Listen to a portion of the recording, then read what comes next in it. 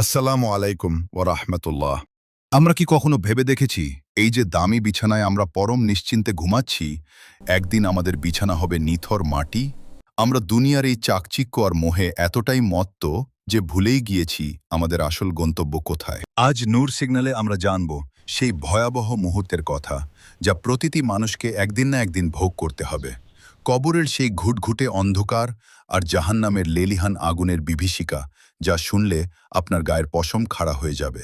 রাসূল সাল্লাল্লাহু আলাইহি ওয়াসাল্লাম বলেছেন, কবর হলো পরকালের প্রথম প্রবেশদ্বার।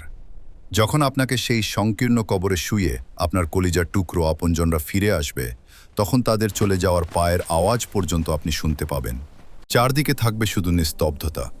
পবিত্র কোরআনে এসেছে, যারা অবাধ্য ছিল তাদের জন্য কবর হবে অত্যন্ত সংকীর্ণ। কবর তাকে এমনভাবে দুই পাশ থেকে চাপ দেবে যে একদিকের পাঁজরের হাড় অন্যদিকের পাঁজরের ভেতর ঢুকে যাবে। তখন আপনার ডিগ্রি, ক্ষমতা বা ব্যাংক ব্যালেন্স কিছুই আপনাকে বাঁচাতে আসবে না। নূর সিগন্যালের আজকের এই পর্বে আমরা বিশেষভাবে জানব নামাজ চুরির সেই হাড়কাঁপানো শাস্তির কথা। আল্লাহ তাআলা সূরা আল মাউনের 4 ও 5 নম্বর আয়াতে স্পষ্টভাবে বলছেন, দুর্ভোগ সেই নামাজিদের জন্য যারা তাদের নামাজ সম্বন্ধে অত্যন্ত অসচেতন বা অলস। হাদিসে এসেছে, যারা অলসতা করে নামাজ ছেড়ে দেয়, কবরে তাদের মাথা বিশাল এক পাথর দিয়ে চূর্ণ বিচূর্ণ করা হবে। একবার ভাবুন তো, দুনিয়ার সামান্য আগুনের ছেকা আমরা সইতে পারি না, আর কবরের সেই বিশাল পাথরের মরণঘাতী আঘাত আমরা কিভাবে সইব? এবার আসা যাক সেই চূড়ান্ত শাস্তির ঠিকানা, জাহান্নাম।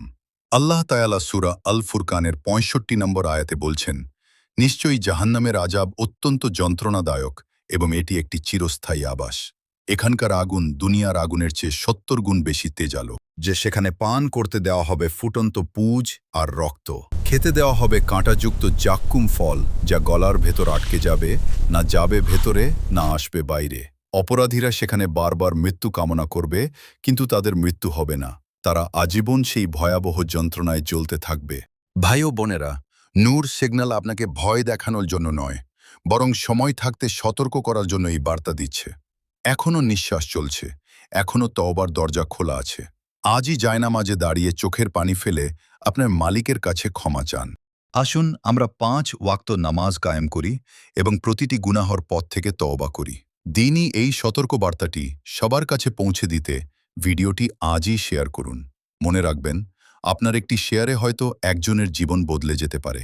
আলোর পথে ফিরুন, নূর সিগন্যালের সাথেই থাকুন।